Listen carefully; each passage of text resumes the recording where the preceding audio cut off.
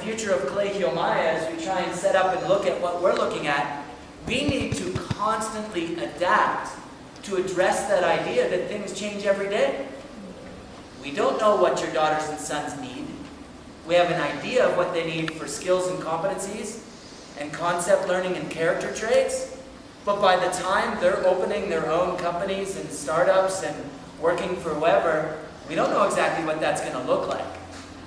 You don't graduate from school, go to college, graduate from college, get a job with Johnston & Johnston, work for Johnston & Johnston for 30 years, get a beautiful pension, and go live on a beach somewhere.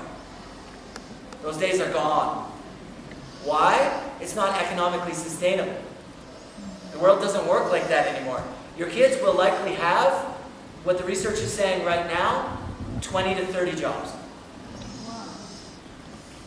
Now when we think job, our connotation of job is like I punch in the morning and I punch out in the afternoon. And that's how schools have been set up. You punch in the morning, bell rings, move here, bell rings, move here. That schools were mirrored to that. But that's not how the world, how many people is your job like that? Are there bells that tell you, do you clock in with a punch card? Does your boss tell you when to be there and when not to be there? No. You're on Skype at 11 at night because you have to talk to somebody in Thailand. That's our world. So what that brings with it is a massive question. How can we strengthen the digital resilience of the school, you, your child, and everybody else? And that's what this session is focused on. How many people got the email from me last night with the attachment of the family media agreements? Good. I've got a few of them here today if you want to look at some paper copies, but ideally it's something you're going to do as a family. So I want to dig right in. I said last time we got together last year, I said, here's our approach. When you build a pool, you have a choice. You can either make your fence taller and taller and taller and taller so nobody can get in, or you can teach people in your community how to swim. It's the same with the internet. We can put as many blocks, as many ways to keep them from going places, and don't get me wrong, you need some blocks. But they won't learn to swim unless you open it up and teach them how to swim. So the goal of our digital resilience program is to teach kids how to swim in the land of internet. Because you can shut it down and shut it down and shut it down and shut it down. What are they going to want to do more and more every time you shut it down? They're going to find a way to get there. And it's actually going to be more devious than the previous way. Because they will find a way. Why? Because this is their life. To us, it may not be a huge part of our social fabric, or maybe it is, but to every one of the students, it is or will be, depending on how old they are. So it's definitely something that we have to talk about. The first one I want to share with you is Common Sense Media. Please, moms, dads, get familiar with this site and get familiar with the app. There is an app that will allow you to do all kinds of things in having conversations with your sons and daughters pertaining to internet. Okay? So I want to start today by giving you a little Common Sense Media tour. Just to really remember, we only have half an hour together.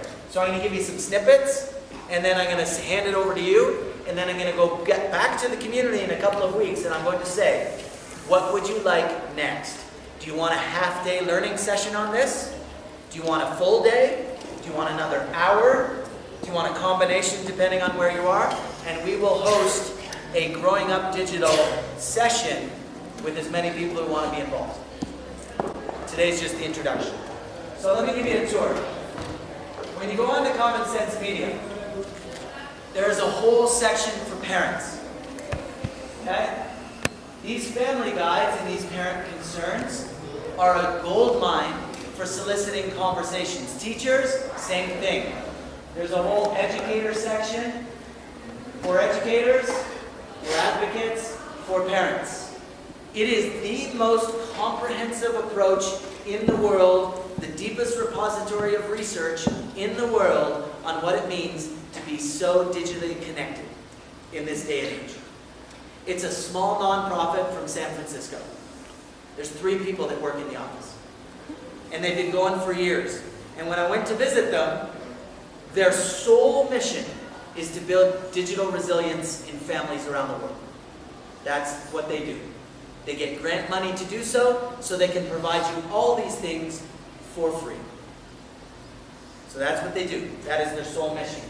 I think what I'd like to do is jump live into the site, because then that way you can see it. You're welcome to be on your device and giving it a go. All you have to do is Google Common Sense Media and it'll come up first hit. When you jump to the live site, it looks like this when you first come in. Now, let me give you a couple of pieces, and I'm not offended if you're on your device in this session. That's what this session is for. I won't accuse you of ignoring me. Okay? Let me give you a little tour. See this over here? This is a media ranking for you. Movies, books, TV, games, apps, and websites. You can download the app from Common Sense Media, enter any movie, and it will tell you the age appropriateness of that movie based on hundreds and thousands of people inputting on that, and the research is in terms of content of violence, sex, and mature content. You can enter anything. You want to know if your son should be playing that video game? Pop it into that search.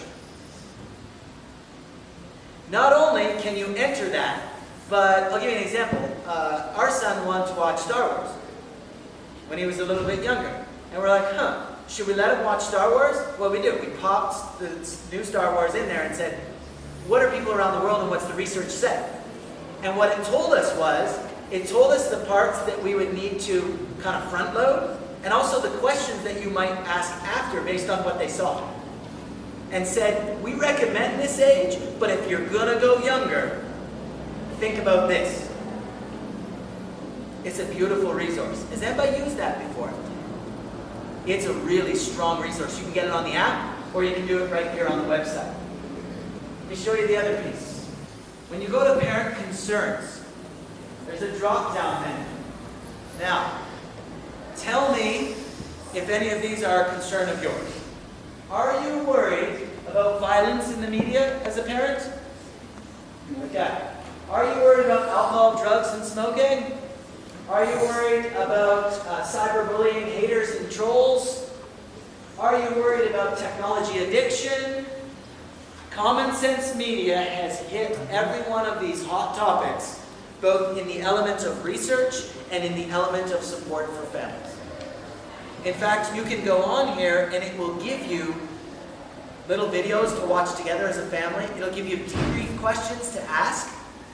Because I got to tell you, I got to be honest with you. School, we cannot do this alone. We cannot. We can't do anything alone. You're actually more important than we are. You know that, right? Of course. Yeah, good.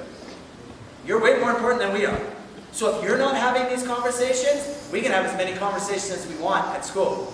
It's kind of like sex education.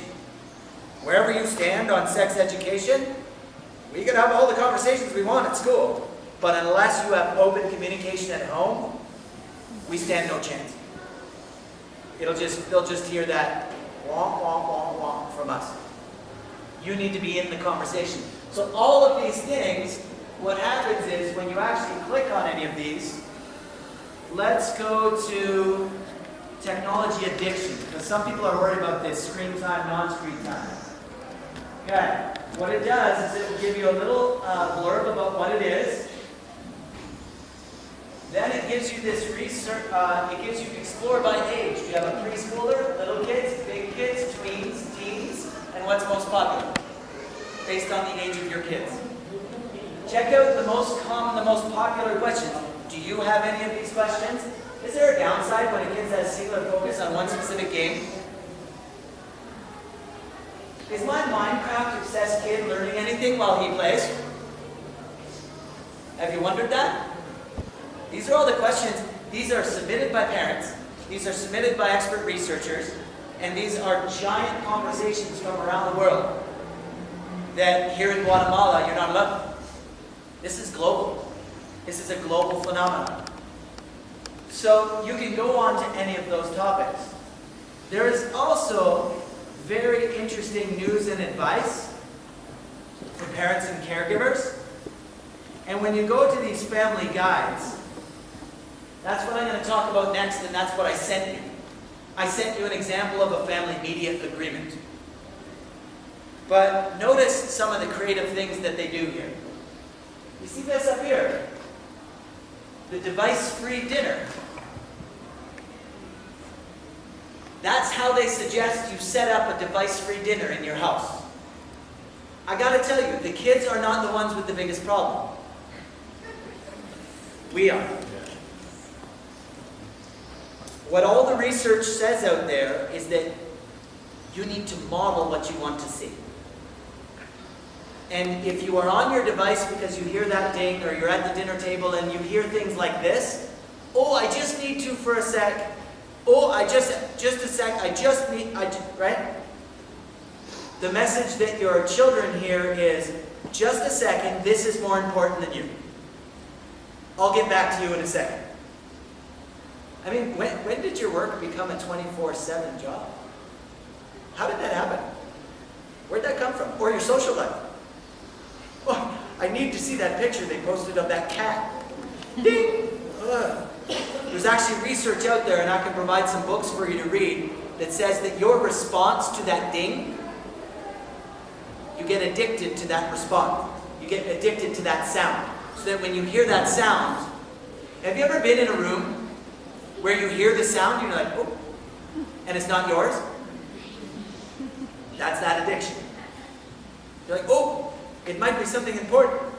Oh, somebody's eating ice cream. It's a funny thing. But your sons and daughters will grow up with this. This is their reality. So you can't hide from it. You got to jump right into it.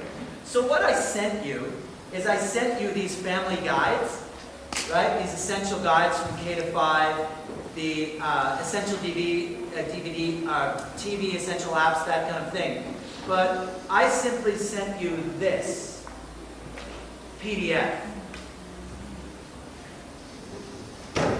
Now, it's one thing to look at this PDF and say, that sounds like a good idea. And it's another thing to sit down this week or this weekend and go through it with your kids. Let me show you how you can do this. Pick the age-appropriate media agreement.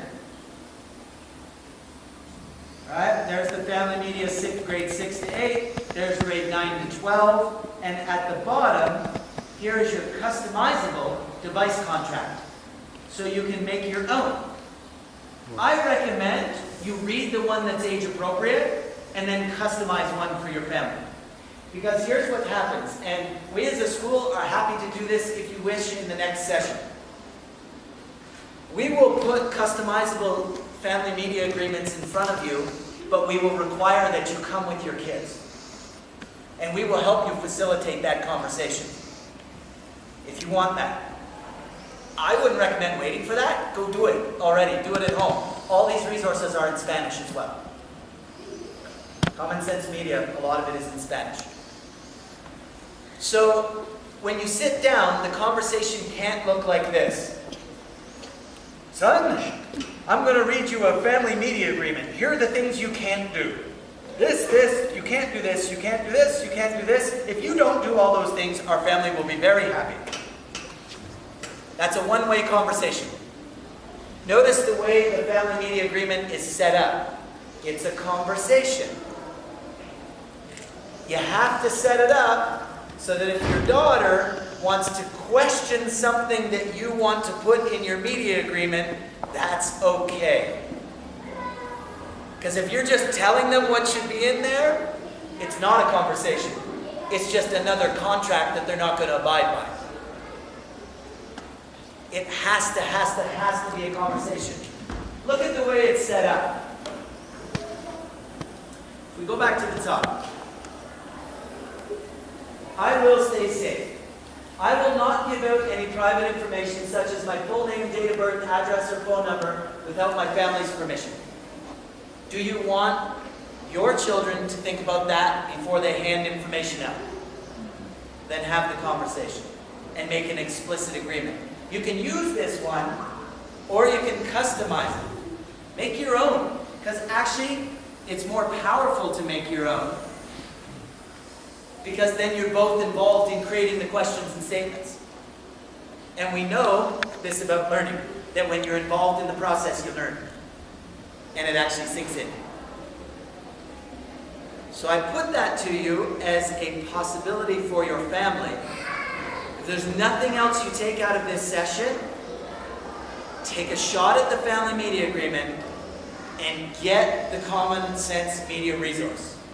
Do those two things, if you do nothing else.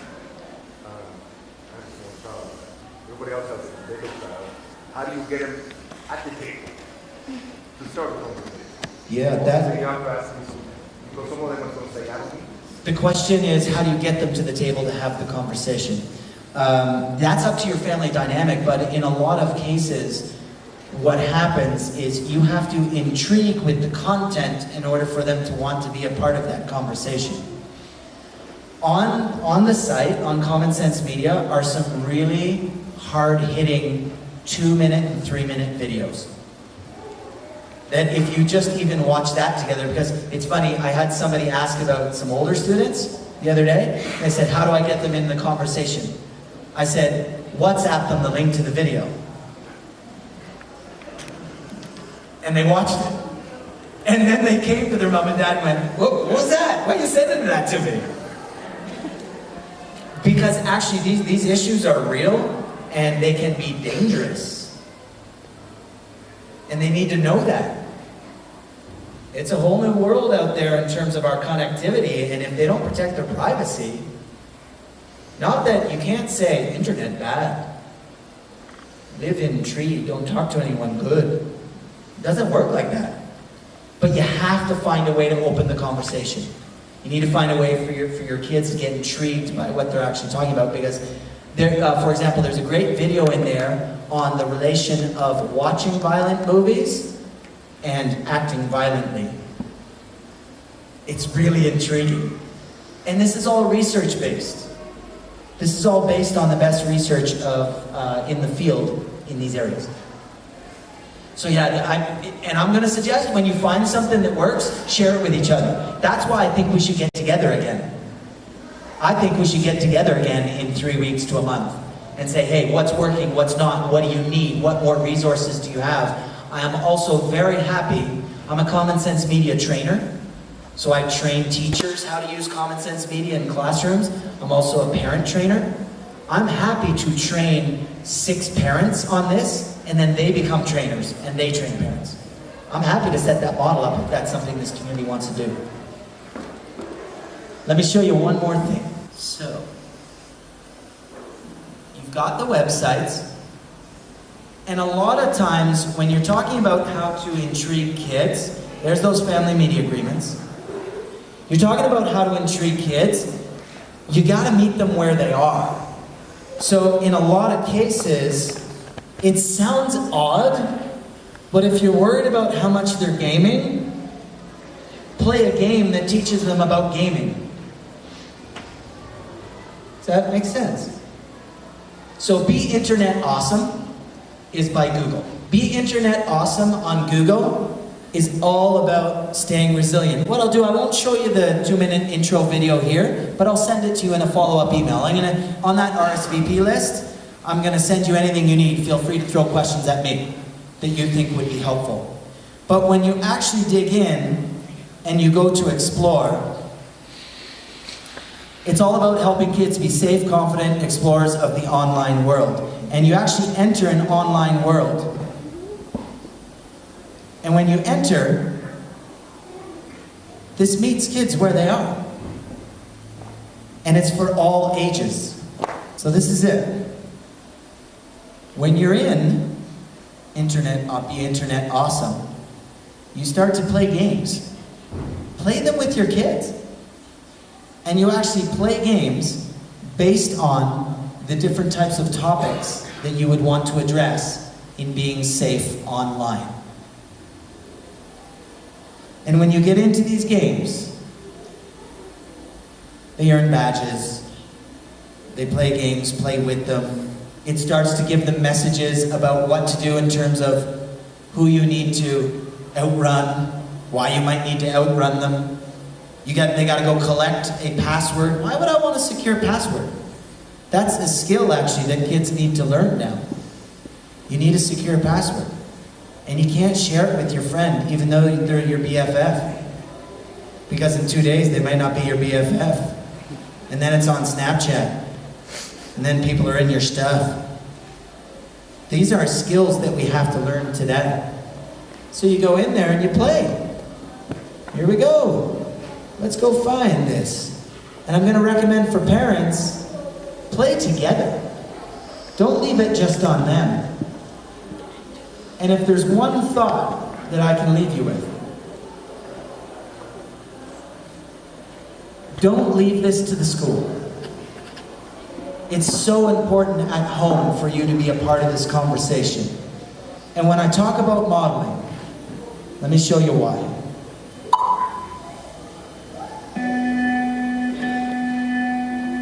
Because we actually live in a world where we get so caught up in these devices that it's like the people around us don't even exist. And we're missing out on all kinds of social experiences,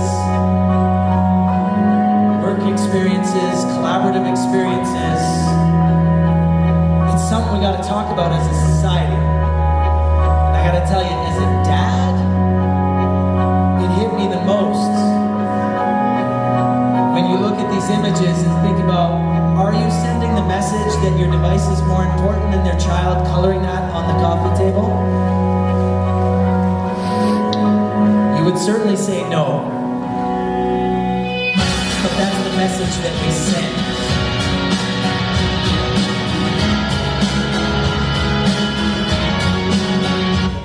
And it's not no devices, and it's not devices all the time.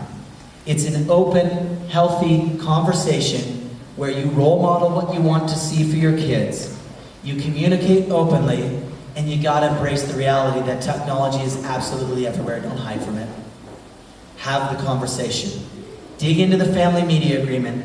Get common sense on your devices. Play the game. Be internet awesome with your kids. And then tell me what you want next from the school to support your journey in this digital age. I hope this half hour was helpful. It's meant to be an intriguer, get you started, and get you digging in.